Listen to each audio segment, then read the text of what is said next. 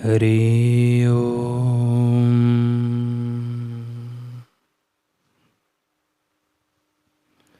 हरि ओम।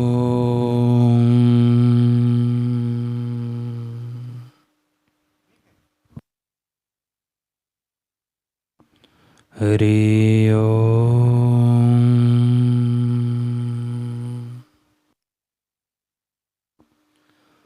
ओम श्री सद्गुरु परमात्मने नमः। श्री योग वशिष्ठ महारामायण।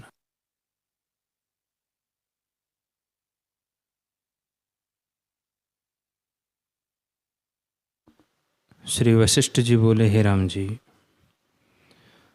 पुरुष को कैसे बंधन होता है जिससे वह आत्मपद को नहीं प्राप्त होता, यह भी सुनो। प्रथम धन और ग्रह का बंधन है, दूसरा भोग की तृष्णा और तीसरा बांधवों का बंधन है। जिसको इन तीनों की वासना होती है उसको धिक्कार है।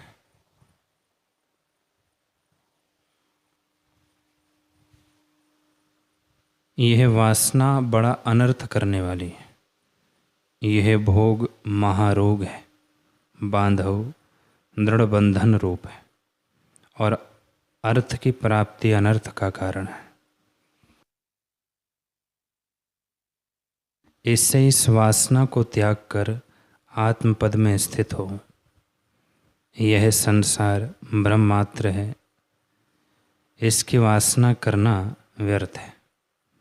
इसको सत्य ना जानना, यह जो तुमको संग और मिलाप प्रतीत होता है सो ऐसा है जैसे बैठे हुए स्मरण आवे कि मैं अमुक से मिला था, तो उसकी वह प्रतिमा प्रत्यक्ष हृदय में भासित होती है।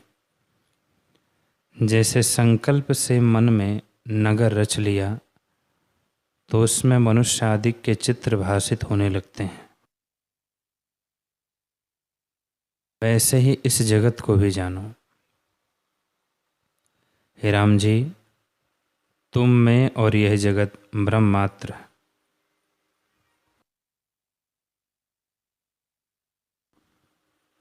तुम में और यह जगत ब्रह्मात्र और संकल्प नगर के समान है।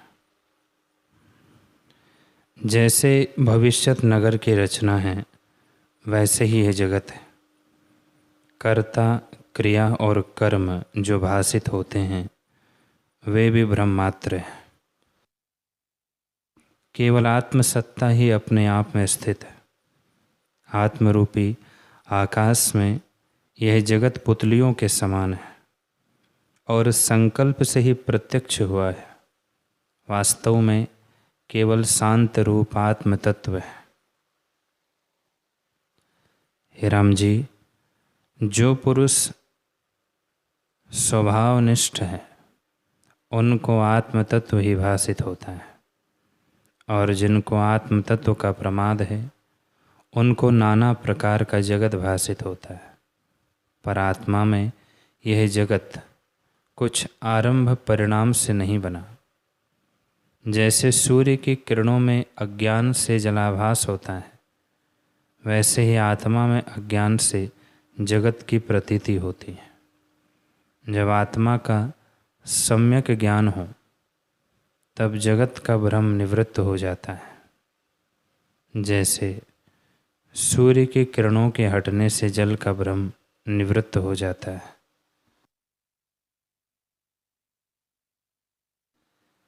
हे राम जी, रूप अवलोक मनस्कार सब ब्रह्म रूप है। जिसको ज्ञान प्राप्त होता है उसको सब ब्रह्म स्वरूप दिखता है। यही ज्ञान का लक्षण है। जो जो ज्ञान कला उदय होती है त्यों त्यों भोगों की वासना क्षीण होती जाती है, और जब पूर्ण बोध की प्राप्ति होती है तब किसी की इच्छा नहीं रहती। जैसे जो जो सूर्य प्रकाशता है त्यों त्यों अंधकार नष्ट होता जाता है, और जब पूर्ण प्रकाश होता है तब रात्रि का अभाव हो जाता है। वैसे ही जिसको ज्ञान उत्पन्न हुआ है उसको भोगों की वासना नहीं रहती। संसार उसको जले वस्त्र की तरह भासित होता है, पर अज्ञानी को सत्य लगता है।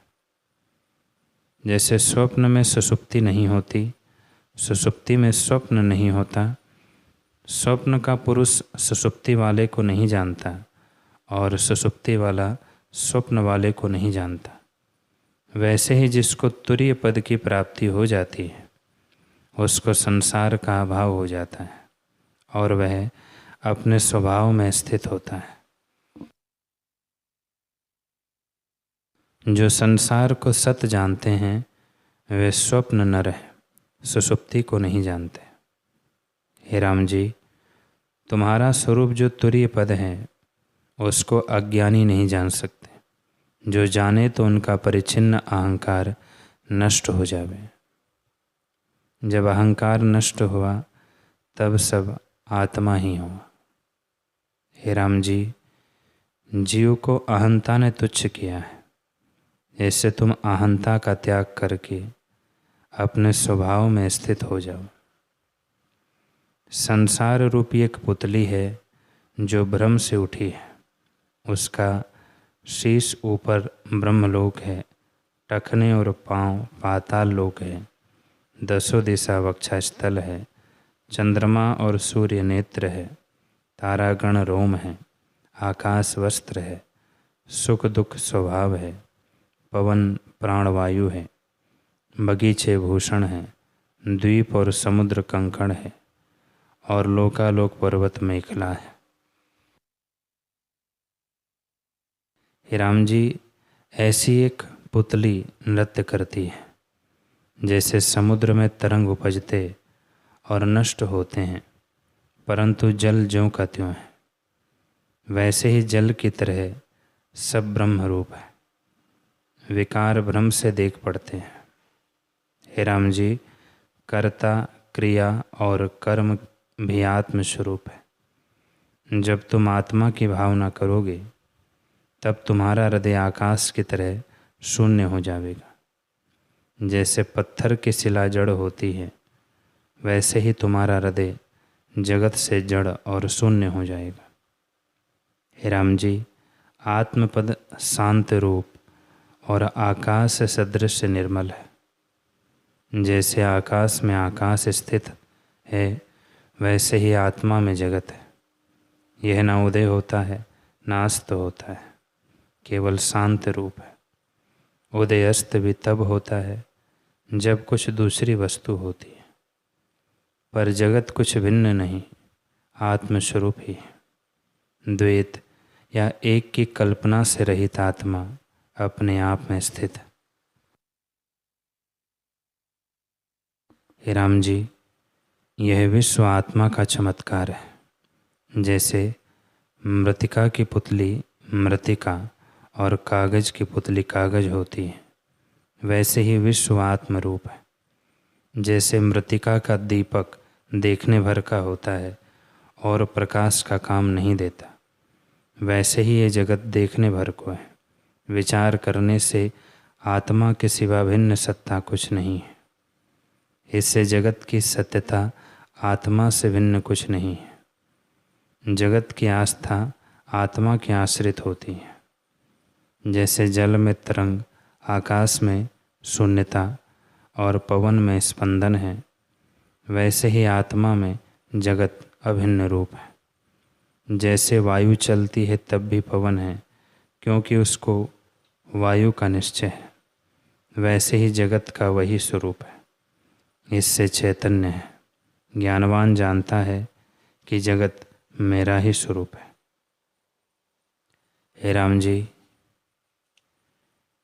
यह आश्चर्य देखो कि जगत कुछ दूसरी वस्तु नहीं, पर भ्रम के कारण भिन्न भाषित होता है। जैसे कथा में कथा के पात्र विद्यमान लगते हैं और काम करते हैं, वैसे ही इस जगत को भी मनोमात्र जानो।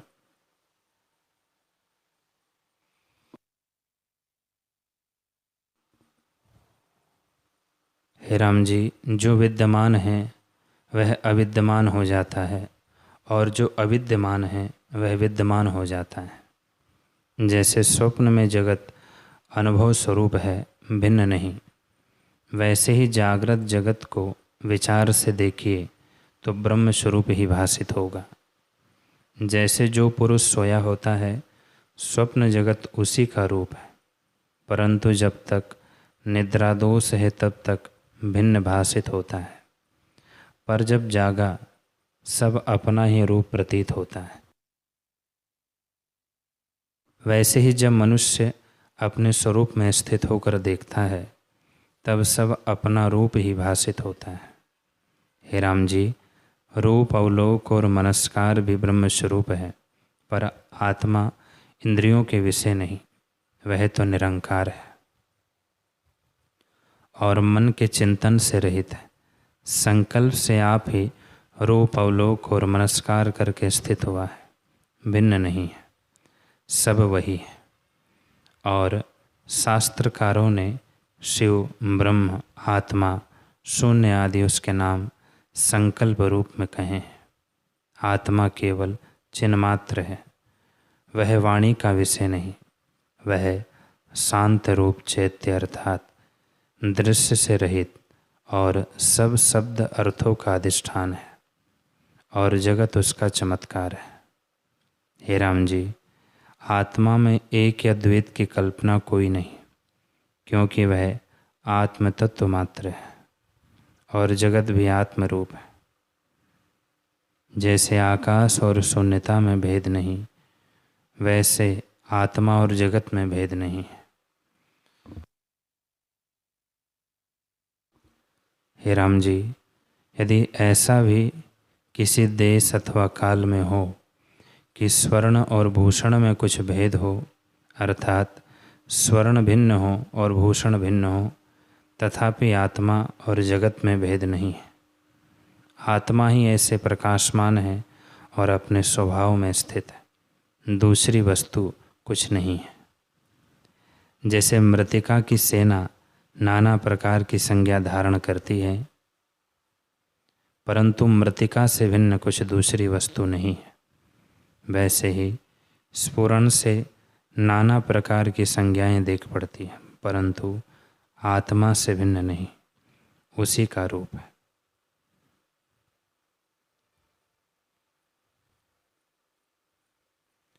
हे राम जी, ये सब पदार्थ अनुभव से भासित होते हैं।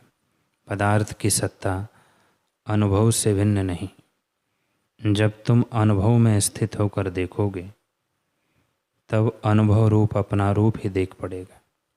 अपना स्वभाव ज्ञान मात्र है, उसी के जानने का नाम ज्ञान है। हे राम जी, ज्ञान के बिना जो तप, यज्ञ, दान आदि क्रिया है वह सब व्यर्थ है। सब क्रियाओं की सिद्धि ज्ञान से होती है।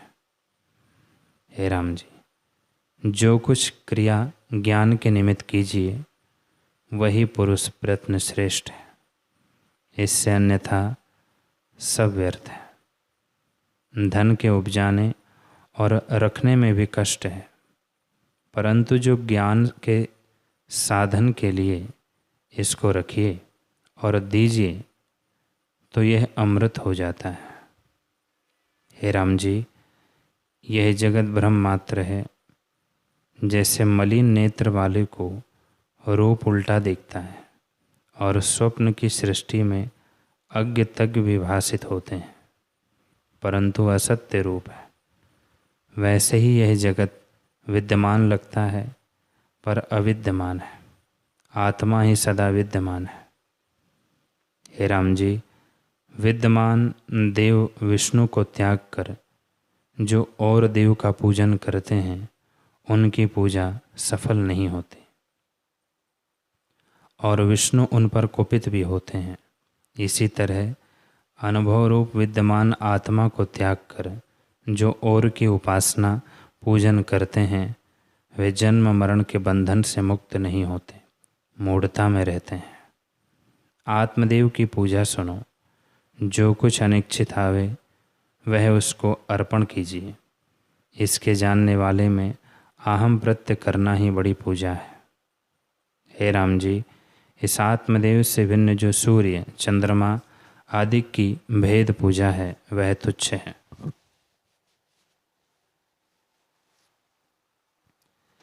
जब तुम आत्म पूजा में स्थित होंगे तब और पूजा तुमको सूखे तृण की तरह तुच्छ प्रतीत होगी। दान भी आत्मदेव को ही करना है, सो बोध से करने योग्य है। वैराग्य, धैर्य और संतोष बोध का कारण है। यथा लाभ में संतुष्ट रहकर ब्रह्म विद्या का विचार करो और संतों का संग करो। इन साधनों से जब बोध रूपी सूर्य का उदय होगा तब द्वैत रूपी अंधकार नष्ट हो जाएगा और ज्ञान रूप ही भासित होगा। फिर जो ज्ञान उपजा है वह भी शांत हो जाएगा। इससे उसी देव की पूजा करो जिससे आत्मपद को पाओ। आत्मदेव की पूजा के निमित्त फूल भी चाहिए, इसलिए आत्मविचार करके चित्त की वृत्ति अंतर्मुख करो और यथा लाभ में संतुष्ट रहकर संतों की संगति करो। इन फूलों से आत्मा की पूजा करनी चाहिए। यह पूजा भी तब होती है जब अंतःकरण शुद्ध होता है। इससे ज्ञान उत्पन्न होता है। जब ज्ञान उपजता है तब आत्मदेव का साक्षात्कार होता है। ज्ञान का लक्षण सुनो। गुरु और शास्त्र से जो वस्तु सुनी है उसमें जब बुद्धि स्थित होती है और संसार की वासना क्षीण हो जाती है तब जीव ज्ञानी कहलाता है। जब इस ज्ञान की पूर्णता होती है तब जगत उसको ब्रह्म स्वरूप ही देख पड़ता है। तब उसको शस्त्र काट नहीं सकते और सिंह, सर्प, अग्नि और विष का भी भय नहीं होता। हे राम जी, यह सब विश्व आत्म रूप है। जैसी भावना कोई करता है वैसा ही आगे देख पड़ता है। जब शास्त्र में शास्त्र के अर्थ की भावना होती है तब वही भासित होते हैं। इसी प्रकार सर्प और अग्नि सब अपने अपने अर्थाकार भासित होते हैं। जब सर्वत्र आत्म भावना होती है तब सर्वत्र आत्मा ही भासित होती है, क्योंकि दूसरी वस्तु कुछ बनी नहीं तो दिखाई कैसे दे। जो पुरुष कृतकृत्य नहीं हुआ और अपने को कृतार्थ मानता है पर दुख की निवृत्ति का उपाय नहीं करता, उसे दुख के आने से दुख ही होगा और दुख उसको चला ले जाएगा। जब सुख आवेगा तब सुख भी चला ले जाएगा। हे राम जी, जो पुरुष सब में ब्रह्म कहता है पर निश्चय से रहित है और शास्त्र भी बहुत देखता है वह महामूर्ख है। जैसे जन्म का अंधा सूर्य को नहीं जानता वैसे ही वह आत्मानुभव से रहित है। जब आत्म पद का साक्षात्कार होगा तब ऐसा आनंद प्राप्त होगा जिसके पाने से और पदार्थ नीरस लगे। ब्रह्मा से काष्ठ पर्यंत सब पदार्थ नीरस हो जाएंगे। इससे आत्मपरायण होकर सदा आत्मपद की भावना करो। हे राम जी, जैसे शुद्ध मणि के निकट जैसी वस्तु रखिए वैसे ही प्रतिबिंब पड़ता है, वैसे ही जीव जैसी भावना करता है वैसा ही रूप भासित होता है। इससे जगत को ब्रह्म स्वरूप जानो और जो दूसरा भासित हो उसे ब्रह्मात्र जानो।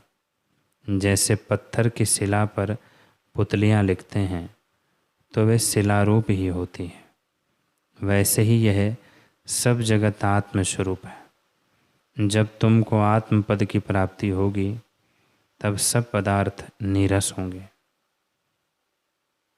हे राम जी, यह जगत मिथ्या है।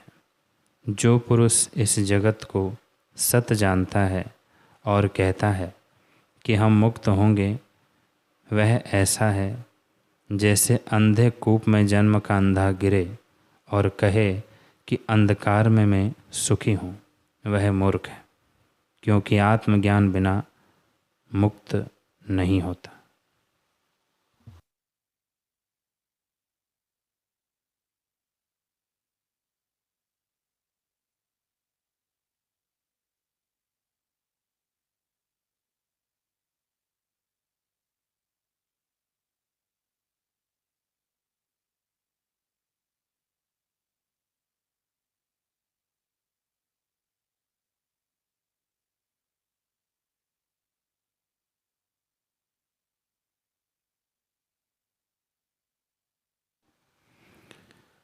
हरि ओम।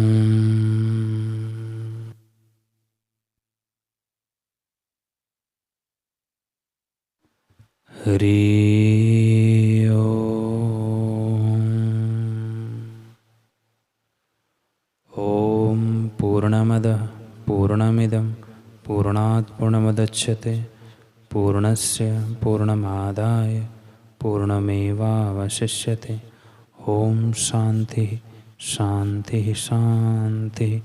श्री सद्गुरुदेव भगवान की जय।